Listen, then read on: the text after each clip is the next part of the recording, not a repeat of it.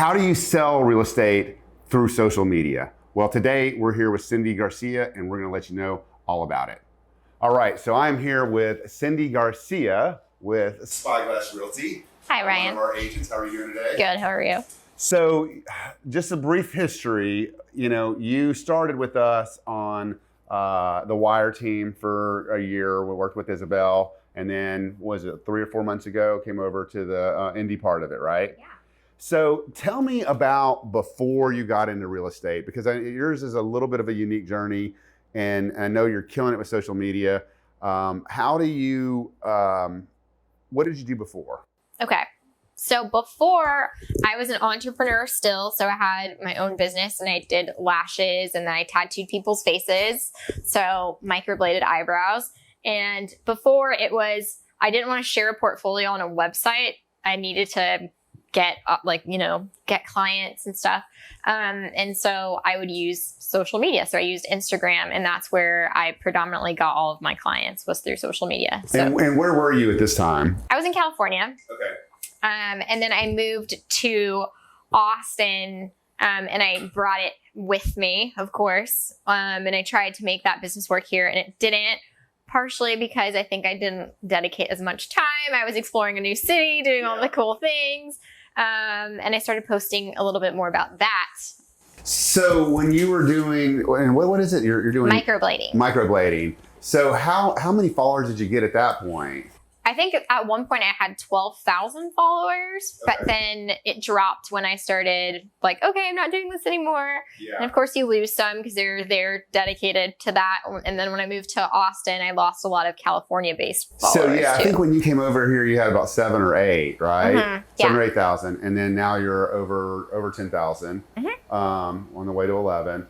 So. And then were you blogging about Austin before you got into real estate? No. Well, yes. So I started taking pictures of food because as you're exploring the city and doing stuff, I wanted to share my content with other, friends and people that I wanted to come visit me, and things like that. And through that wire, I met a whole bunch of people that did the same thing, and that's actually their job, and got to go to a ton of events and meet more people that way.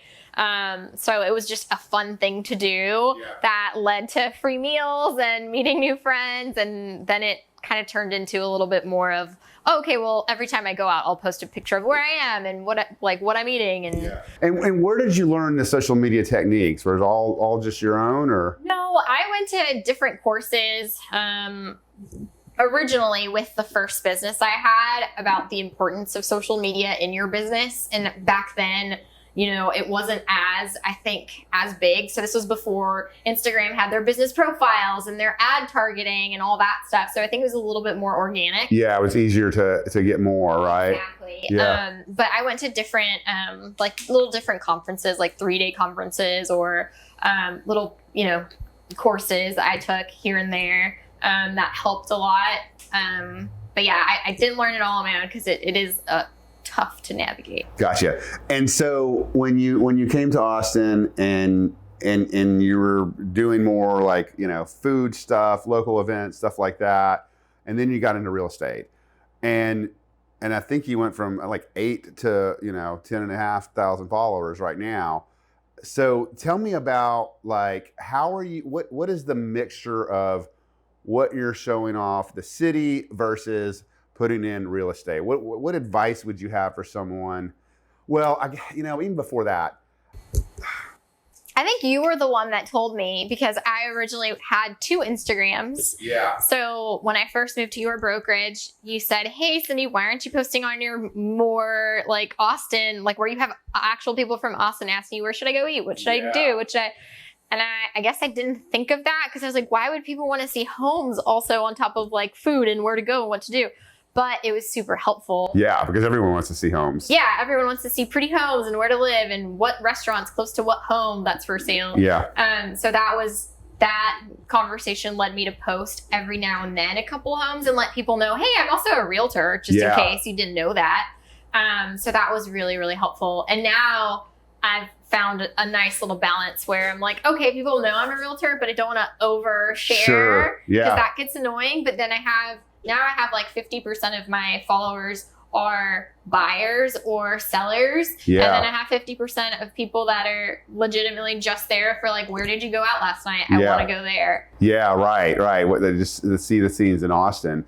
And what do you think about, like, how are you driving? Because right now you're getting business from Instagram, right? And TikTok. And TikTok. Yeah, I was about to ask you about that. Yeah. So tell me, how are you getting that? What is your call to action? How do you manage that? So I did another training, and she kind of helped because I had kind of like the raw information out there, but I don't think I had enough call to action. Yeah. So I didn't have the DM me for more information. I was just like, look at this pretty home. Yeah. And then I'd get trickled in a couple clients that would ask about stuff.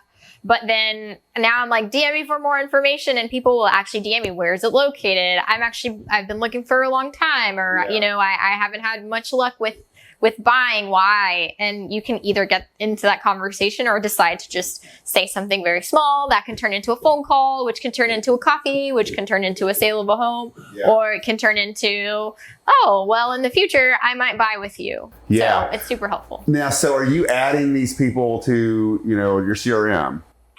The ones that give me their like contact information, because there's some that are still a little skeptical about the whole buying process, and they don't want to give any information away. So we just stay friends on social media. Yeah. And there's been some that we do all our interaction on social media, and then we met once for coffee, and then they went into the CRM, and then they became a client. Got you. Because we're sending out the newsletters, and they'll get that, right? Yes. So how do you navigate I noticed, like, I follow you on Instagram, and I go in spurts on stories, right? It's kind of exhausting, but how do you train yourself to just keep to do that? Do you stack it all up at one time, or you do it like throughout the day?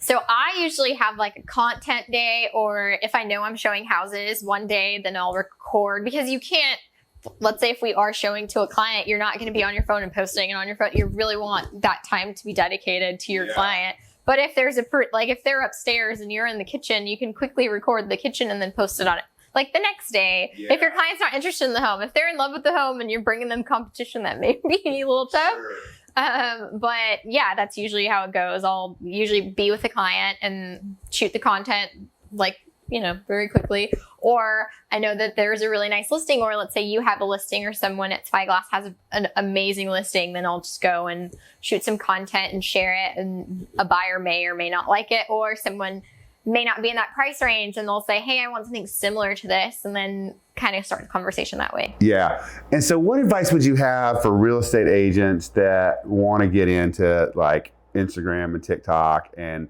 they might be a little bit overwhelmed. They, have an account, how do they do, what do you recommend for time management on this? Oh, geez.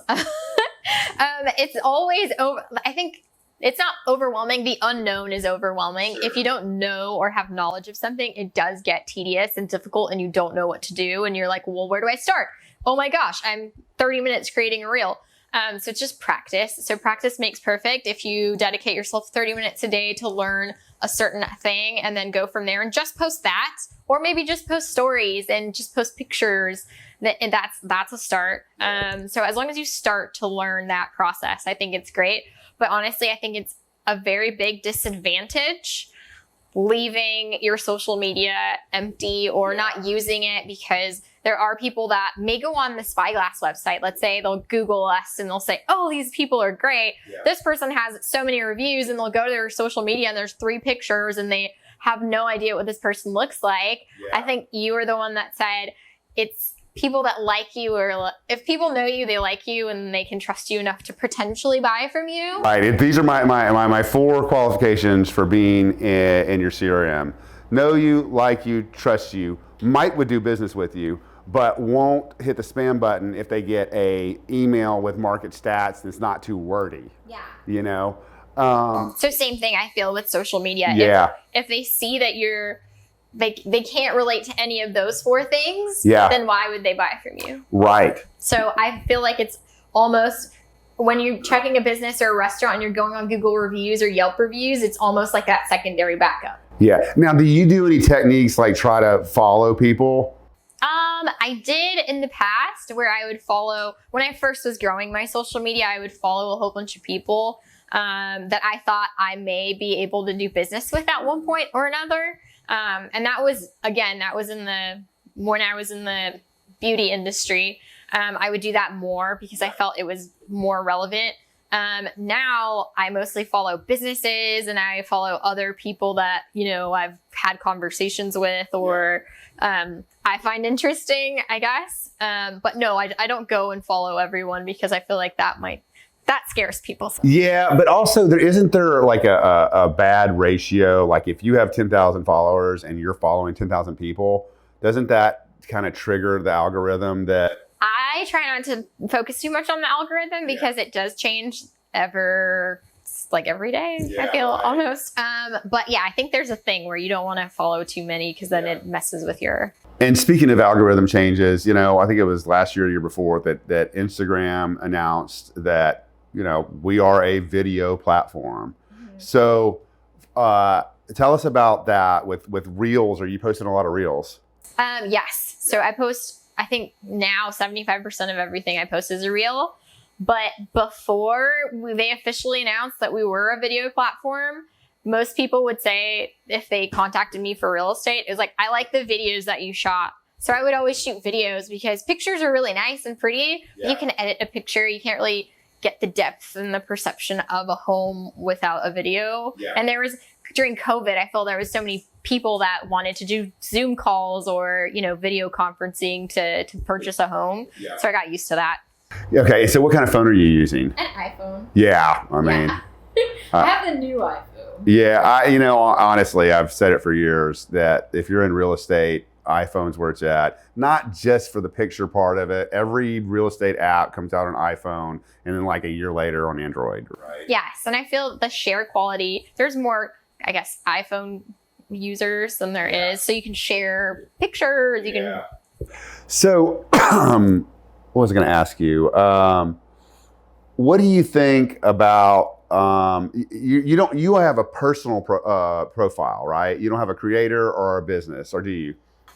I believe they switched me to business. It used to be a creator profile, and they switched me to business because I tried to post something, and they said you should be a business. Oh, really? Mm-hmm. Okay. I think it switched the Facebook to a business profile and it connected both of them or something along those lines. Yeah. But now I'm a business. Okay. And so does it help you, hurt you?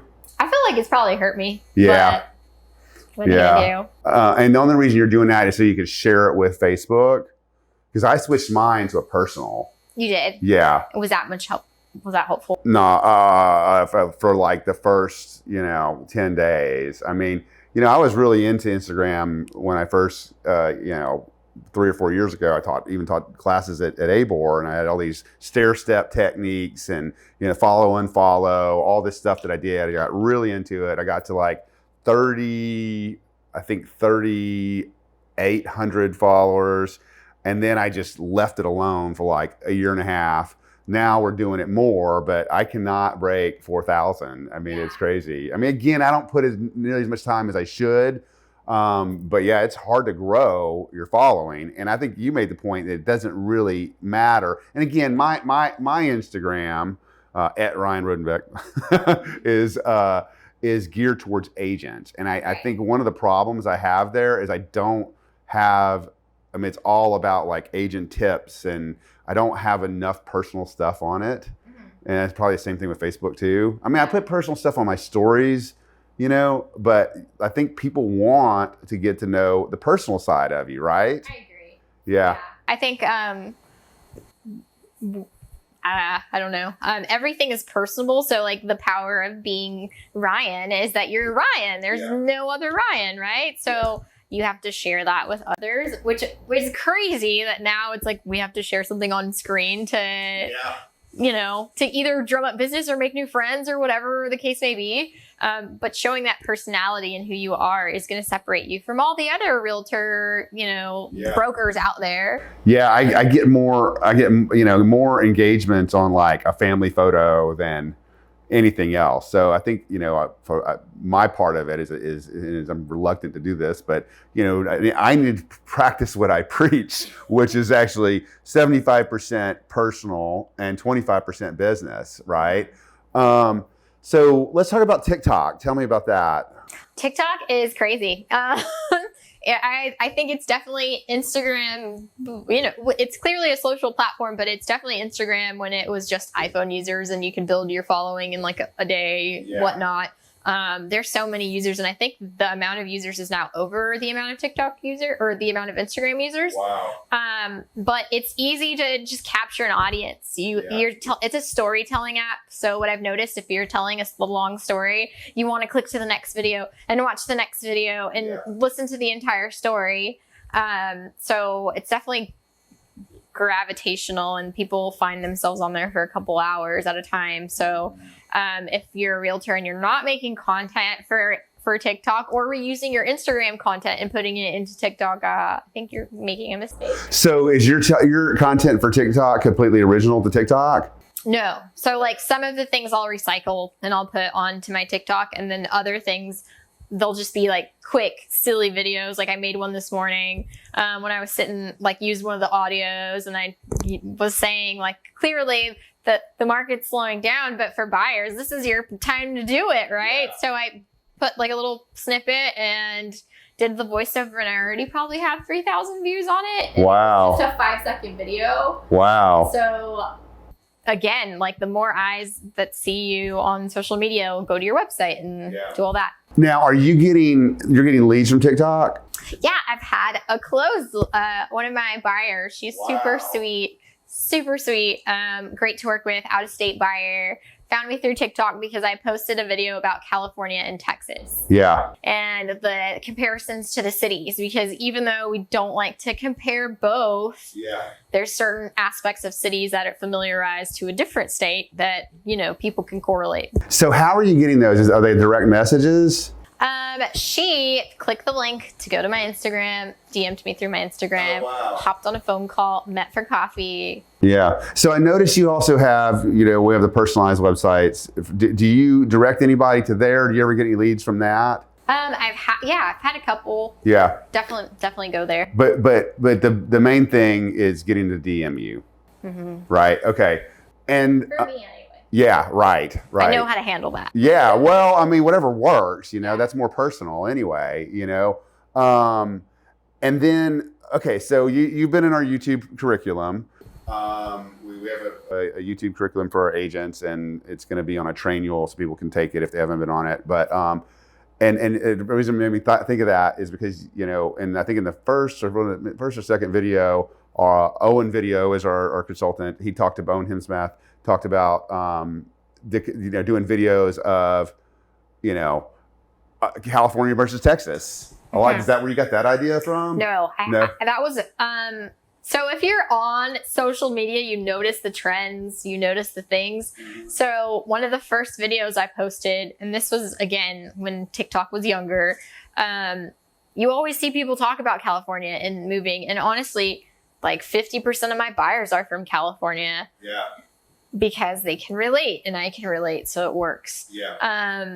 And so they, so then I posted a video about California and Texas, just in the title. Yeah. And I think that one got 200,000 views. Yeah. And then I was like, okay, the comments are getting too mean, I'm going to block them. But that could have gone on for a lot longer. Sure. But yeah, you need to get ready for what's to come in your comment section if you're posting anything that says California and Texas on TikTok. But same thing, YouTube. I think that's because there's your YouTube channel yet? Okay, I started the actual settings to create one, and I'm working on the banner. Okay, based on our stuff? Yes, based on our stuff. And then I've already shot video that's ready to go. I need to edit it and put it together, but it's just so you know, we've hired a full-time editor. Okay, and that helps me. We're charging almost cost for it just to pay, him. But like you can get, if you have a feature video, you get it edited for almost nothing. And Caleb's been working with him. He's been amazing. Okay. So you can use that. And so, I think the way that Owen has taught it has been, he goes YouTube first, and then repurpose clips from, because, you know, like a video, like this video, for instance, we'll make reels. I mean, if you're looking at my Instagram, You need to make reels, Ryan. I know, believe me. And we have 10 videos in production right now. Oh, wow. And so those are all YouTube videos. We've got some on RealtyHack and some on Spyglass Realty. I'm sorry.